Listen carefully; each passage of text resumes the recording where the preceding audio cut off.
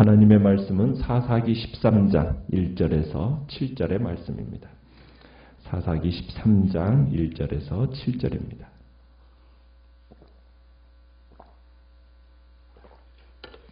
사사기 13장 1절에서 7절 교독합니다.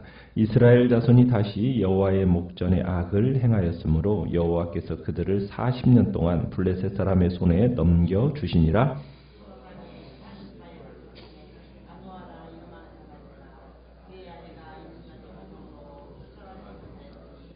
여호와의 사자가 그 여인에게 나타나서 그에게 이르시되 보라 내가 본래 임신하지 못함으로 출산하지 못하였으나 이제 임신하여 아들을 낳으리니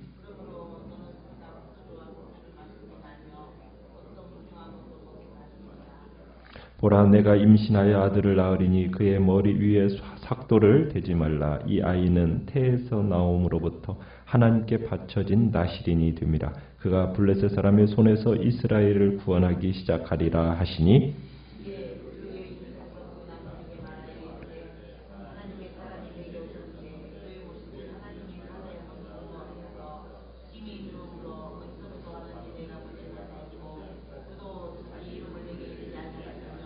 같이 읽습니다. 그가 내게 이르기를 보라 내가 임신하여 아들을 낳으리니 이제 포도주와 독주를 마시지 말며 어떤 부정한 것도 먹지 말라.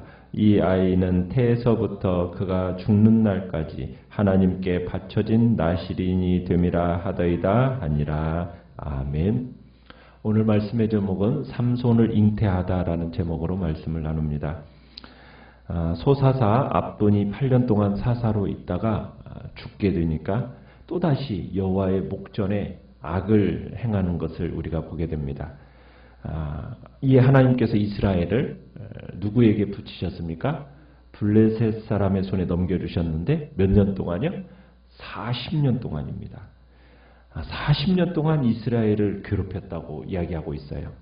여러분 40년이라는 이 기간은 사사기에서 기록된 이방인들의 억압 가운데 가장 긴 기간입니다. 40년 동안 지속된 블레셋 사람들의 그 억압, 삼손 시대에 접어들면서 이방인들의 압제가 그만큼 장기화되고 혹독했다라는 것을 암시하고 있는데요. 그런데 이 사실은 이스라엘이 하나님께 그만큼 큰 범죄를 저질렀음을 암시하고 있는 겁니다. 이스라엘은 블레셋 사람의 이 40년의 억압, 40년 동안이나 그 고통을 당했지만 하나님께 부르짖었다라는 말이 있습니까? 없습니까? 여호와께 부르짖었다라는 말이 안 나와요. 기드온과 입다의 이야기에서는 이스라엘이 하나님께 부르짖었고 그 부르짖음으로 말미암아 하나님께서 이들을 야단치신 일이 나와요. 그것이 기록되어 있는데요. 이제는 이스라엘이 하나님께 부르짖는 일마저도 잊어버렸습니다. 이스라엘의 배교가 그만큼 심각했다는 얘기입니다. 그들 자신들이 하나님의 통치를 받아야 하는 백성인데도 그 사실을 잊어버린 겁니다. 이스라엘은 이 블레셋의 억압에서 벗어나는 것 희망하지도 않고 있습니다. 그냥 거기에 적응하며 그냥 살아가고 있는 거예요. 너무 오래 지속되는 속박이다 보니까 고통에 대한 감각이 참 우둔해진 것은 아닌가 싶을 정도입니다. 이런 상황 속에서 등장인물이 소개가 되는데 마노아라는 사람이 나옵니다. 자, 마노아는 어디 사람이라고 얘기하고 있습니까? 2절에 보면은 소라 지방의 단지파 소속이라고 얘기하고 있습니다. 특별히 그의 아내에 대해서는 뭐라고 얘기하고 있습니까? 아이가 없는 불임 여제인으로 소개가 되고 있어요. 그러니까 마노아의 아내의 고통은 불임 개념의 반복에 의해서 강조가 되고 있는데요. 2절에 이렇게 표현하고 있죠. 그의 아내가 임신하지 못함으로 출산하지 못하더니, 그냥 임신하지 못했다 이렇게만 해도 되는데 임신하지 못함으로 출산하지 못했더니 반복적으로 이 불임을 강조하고 있다는 것은 이 여인의 불임이 그 당시 이스라엘의 상황을 보여주고 있다는 겁니다. 그러니까 당시 이스라엘은 이렇게 불임 중이었고 희망이 없었다라는 거죠. 미래를 스스로 창출할 만한 능력이 없었다라는 얘기입니다. 그러니까 이스라엘은 여호와 하나님으로부터 구원을 아예 기대조차도 하지 않을 정도로 처참한 상황에 빠져 있었다는 겁니다. 이스라엘도 그렇거니와 마노아도 그의 아내도 이 불임의 상황에 대해서 구원해달라, 아이를 달라, 어떤 기도도 하지 않고 있었습니다. 하나님께서는 이 이방인들을 억압하면서도 자신들의 고통이 어디에서 비롯되었는가, 그것을 생각해야 되는데 그런 것들 생각조차도 하지 않는 겁니다. 그들의 구세주이신 여호와 하나님께 부르짖는 것조차 잊어버린 이 백성들, 그냥 내버려 두셔도 될 텐데 하나님은 그대로 내버려 두지 않으셨죠. 그들이 요청하지도 않았습니다. 그럼에도 불구하고 하나님은 그들을 위해서 구원자를 주기로 결정하십니다. 그래서 마노아와 그의 아내가 요청하지도 않았는데도 불구하고 여호와의 사자가 그녀에게 나타납니다. 3절에 보면은 여호와의 사자가 나타나서 다시 한번 여호와의 사자가 그 마노아의 아내에게 대해서 그 불임에 대해서 다시 한번 반복하는 모습을 보게 되는데요. 3절에 그렇게 얘기하죠. 내가 본래 임신하지 못함으로 출산하지 못하였으나, 이렇게 다시 한번 반복을 하는 겁니다. 그러니까 불임의 주제를 이렇게 강조하는데 목적이 있는 거죠. 지금 이스라엘의 상황과 함께 지금 소망이 없는 절망이라는 어떤 표현을 다시 한번 강조시켜 주는데, 하나님은 그런 절망 가운데 좌절의 하나님이냐? 아니죠. 하나님께서는 잉태와 소망의 하나님이시라는 것을 이제 보여주고자 합니다. 그래서 여호와의 사자가 지금 임신할 수 없는 이 마노아의 아내를 찾아와서 뭐라고 선포를 하고 있어요? 이제 임신하여 아들을 낳을 것이다 선포하고 있습니다.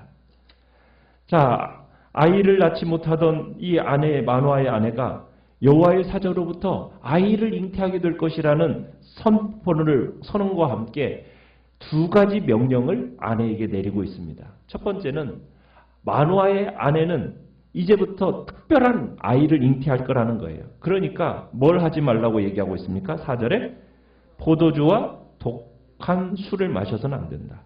또 부정한 것을 먹어서도 안 된다. 또 두 번째로는 5절에 보면은 그 아이에 대해서 태어날 아이의 머리카락을 잘라서는 안 된다. 이 아이는 어떤 아이라는 거예요?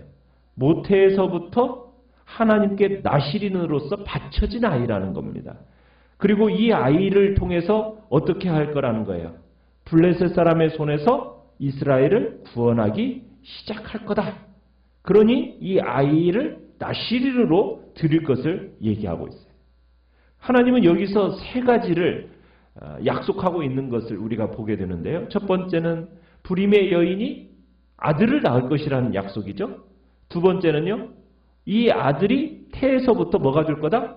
나시린이 될 거라는 겁니다. 세 번째는 그 아들이 나오면 어떻게 될 거예요? 블레셋 사람들의 손에서 이스라엘을 구원해내기 시작할 거라는 이 세 가지 약속을 줍니다. 그러니까 하나님은 이 불임의 문제에 들어오셔서 생명을 부여하시는 하나님이시라는 거, 창조의 하나님이시라는 거, 그뿐만 아니라 블레셋의 손에서 이스라엘을 구원하시는 용사이신 하나님이라는 것을 우리에게 보여주고 있는 겁니다. 그러나 이 일을 삼손이라는 나시린을 통해서 이제 이루어 가실 건데, 그러면서 이제 이 모든 구속의 드라마가 삼손이 평생 나시린으로서 어떻게 살아가느냐, 이것과 이제 밀접한 관련이 있음을 우리에게 보여주고 있는 겁니다. 이 나시린에 관한 규례는 민수기 6장에 나와 있어요. 민수기 6장 1절로 8절에 보면 나시린은 세 가지를 피해야 됐습니다. 첫 번째는 술과 그 외에 취하게 되는 것들 있잖아요. 그것들을 피하고요. 두 번째는 머리카락을 자르지 않는 것이고요. 세 번째는 죽은 사람이나 짐승을 만지지 않는 겁니다. 이 나시린은 남자나 여자나 서원을 하면은 가능했습니다. 그런데 이 나시린은 평생 하는 게 아니에요. 원래 나시린의 규례는 일정 기간 동안만 하나님께서 이렇게 자신을 하나님 앞에 드리도록 허락한 서원의 모습입니다. 그러나 삼손 같은 경우는 모태에서부터 나시린으로 삶을 살았기 때문에 지정되어졌기 때문에 평생 동안 지속되어져야 됩니다. 자, 그런데 이렇게 이제 천사로부터 깜짝 놀랄만한 이 선포를 듣고 이 메시지를 들은 마노아의 아내가 곧장 어떻게 합니까? 6절에 가보니까 남편에게 찾아가서 이 사실을 고하죠. 마노아의 아내가 전한 소식의 첫 부분은 뭐냐면 하나님의 사람이 내게 오셨다는 거예요. 하나님의 사람. 여기서 하나님의 사람 하면은 흔히 구약에서는 누구를 가리키는 거죠? 선지자. 하나님의 사람 하면 선지자를 가리키는 의미인데, 근데 이 선지자가 특별한 데가 있다라는 거예요. 모습이 어떻다라는 거예요. 하나님의 사자의 용모와 같아서 두려움을 느끼게 하는 모습이었다라는 거죠. 여기서 하나님의 사자 이러면은 하나님의 사자는 구약 성경에서는 뭘 가리키는 겁니까? 천사를 가리키는 겁니다. 그래서 마노아의 아내가 만난 이 선지자라는 것은 그 용모가 뭐와 같다라는 거예요. 천사와 같았다라는 거예요. 그래서 그녀가 느낀 첫 인상이 천사 같은 존재를 내가 만났다. 그래서 내가 큰 두려움을 느꼈습니다 하면서 이제 얘기를 하는데, 이 선지자가 그 천사와 같은 모습이라서 감히 누군지를 캐물을 수가 없었다라고 지금 이야기를 하죠. 자, 마노아의 아내가 이렇게 하나님의 사람을 만난 것에 대해서 이야기한 후에 7절에서 이 사람이 한 약속을 반복을 하고 있어요. 자, 천사가 이야기한 내용을 요약을 하는데 빼놓은 정보도 있고 추가된 정보도 있습니다. 자, 빼놓은 건 뭐냐면 천사가 내가 불임한 것에 대해서 얘기했다, 언급했다. 또 아이의 머리에 칼을 대지 말라는 이야기. 또 그가 블레셋 사람의 손에서 이스라엘을 구원하기 시작하리라는 이야기. 이런 얘기는 어떻게 돼 있어요? 빠졌죠. 왜냐하면 마노아의 아내에게 있어서 그건 그렇게 시급한 문제가 아니었기 때문이에요. 왜? 아들을 낳게 된다라는 것이 더 이게 불임의 여자에게 있어서는 더 시급한 문제니까 그 얘기를 하는 거죠. 대신에 뭘 덧붙였느냐? 덧붙인 건 뭡니까? 지금 태어나면서부터 언제까지? 죽는 날까지 나실인이 될 거다. 이걸 강조를 해요. 태어나면서부터 죽는 날까지.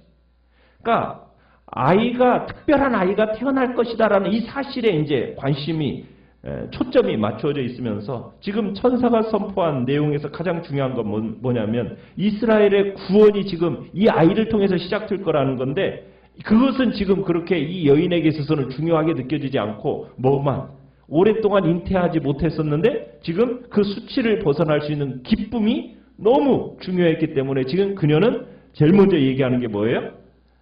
아이를 잉태하게 될 거라는, 그게 이제 이 여인에게 있어서는 가장 큰 관심사였던 거죠. 이제 마노아의 아내가 이 말에서 이제 태어나면서 죽는 날까지, 이 죽는 날까지는 천사는 얘기 안 했어요. 그런데 그 말이, 그 표현이 첨가가 되면서 이게 이제 중요한 사실이 함축되어 있는 겁니다. 나실인이 될 거라는 것과 함께 나실인으로서 이제 태어나는 것뿐만 아니라 언제까지? 죽는 데까지 그 나실인으로서가 큰 역할을 하게 된다는 거죠. 그래서 이 나실이라는 점이 삼손의 이야기에서 처음과 끝에 등장을 하고 전체를 둘러싸고 있는 틀을 제공하고 있는 겁니다.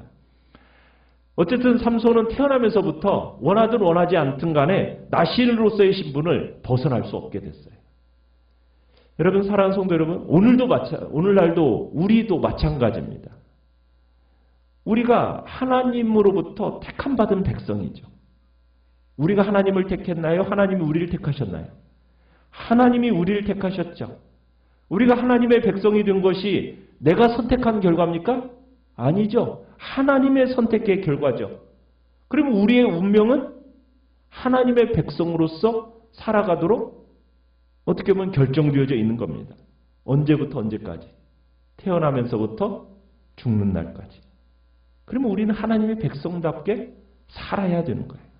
하나님께서는 우리가 하나님의 거룩한 백성으로서 살아가는 구별된 삶을 기대하고 계신다는 겁니다. 자, 나실인으로서 구별된 삶, 어떻게 살아가는 거였습니까? 오늘날 우리는 하나님 앞에서 영적인 나실인이에요. 나실인으로서 구별된 성도로서의 삶을 살아가야 되는데 우리가 금해야 할 것은 무엇입니까? 첫 번째는 술이라는 거였죠. 여러분, 술이라는 것은 뭘 가리키는 거겠습니까? 세상 향락입니다. 세상 향락을 금하라는 거예요. 나실인에게 금지된 술이라는 것은 세상 향락을 상징하는 거예요. 하나님의 일을 위해 구별되어진, 바쳐진 영적인 나실인으로서 나신으로서 세상 향락에 빠져서는 안 된다는 겁니다. 두 번째는 시체를 접촉하는 걸 금지시켰죠. 여기서 시체라는 건 뭐냐면은 죄의 결과물입니다. 죄의 결과물. 죄의 결과는 뭐예요? 죄의 싹은 사망이잖아요. 죽음의 모습이에요. 죄의 결과물이에요. 그것에 뭐 하지 말라? 접촉하지 말라는 거예요. 그 얘기는 뭐예요? 죄에 접근하지 말라는 거죠. 하나님께서 우리를 구별하신 게 뭐라는 겁니까? 죄와는 구별된 거룩한 삶을 살라는 거예요. 마지막으로는 뭘 해서는 안 된다는 겁니까? 머리를 잘라서는 안 된다는 거죠. 머리라는 게 뭘 상징하는 겁니까? 일반적으로 주권을 상징하는 거예요. 그렇다면 내가 나 스스로를 뭐 하지 말라는 거예요? 주장하지 말라는 거예요. 나시린이 되어서 머리털에 손을 대지 않는다는 것은 자신이 아닌 하나님만이 나 자신을 주장하게 하시겠다. 이런 상징적인 의미가 머리를 자르지 않는다는 것에 속에 들어있는 의미입니다. 하나님이 나를 친히 다스리시도록 그분께 나를 온전히 내어드리겠다. 온전히 헌신하며 살아가겠다라는 그 결단이 바로 이 나시린의 속에 들어있다는 겁니다. 하나님은 우리를 그렇게 부르셨습니다. 이 땅 가운데서 구별되고 경건한 삶의 모습으로 우리의 인생이 하루하루 뿌리 내리도록 우리는 주님 앞에 기도하며 나아가야 될 것입니다. 우리는 영적 나시린들입니다. 하나님께 택함받아 이제 태에서부터 시작하여 죽는 날까지 우리는 그 나시린의 삶을 살아가야겠다라는 복된 결단으로 세상 향락 버리고 또 정말 주에 접근하지 아니하며 그리고 하나님이 오직 나만을 통치하시도록 주님 앞에 온전히 내어드리도록 성령의 충만함을 놓고 정말 주님 앞에서 성령 지배를 받는 복된 오늘 한날이 되게 해달라고 주님 앞에 이 시간 기도하며 나가시길 바랍니다. 말씀을 생각합니다.